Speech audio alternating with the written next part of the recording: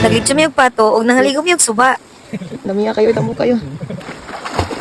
Kay weekend naman, naanap mi diri sa amuang garden. Basta dili lang busy, naagid mi diri kay para makabuhat mi sa mga angay buhaton diri sa garden. Ani nga time kay udto na maunang nakanahon na mi nga maligo na mi. Kay nindot kay liguan ng suba karon kay sige og baha lalo og limpyo gyud ang tubig sa suba. Sakto pod kay dili kayo init ang panahon, lami jud kay maligo diri kay wala init. While nangaligo mi akong duha pod ka bagumangkon, maoy nagmaniho diri sa among lechon nga pato. Pabilin ra gyud mi sila diri sa payag kauban akong mama kay para maluto nila ang among sudan para sa panihot. Igo gyud pod pag uli na mo na human niligo, naluto na gyud pod ang among lechon nga pato. Ano ito?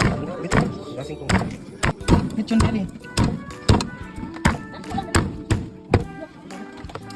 Lagyan sa tayo niya.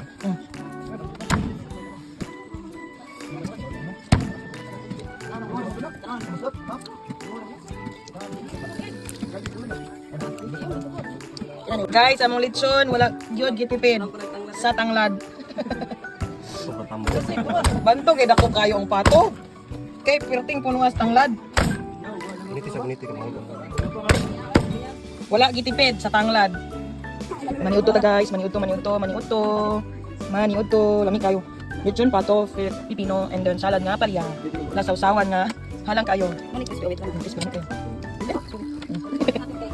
Og mga tuwa mo na yung gisaluhan ng among lechon nga pato og kauban sa amo ang mga salad nga palya og pipino. Mura gid ni kanindot diri sa bukid guys kay lami kay kaon bisan pag pinubre ra kayo ang sudan. Samot na kung kuyog nimo ang imuhang pamilya ganado kayo ang kaon. Samot na pud og daghan mo kay bibo kayo inigting pangaon. Ani nga time pud ay daghan mi kinaabot akong ati nga gikan sa Manila kauban ng iyang partner in life. So mauna nga mas ni bibo gyud mi. Unya ako naabot pa kadiri nga video, daghang salamat sa paglantaw ali mga unta.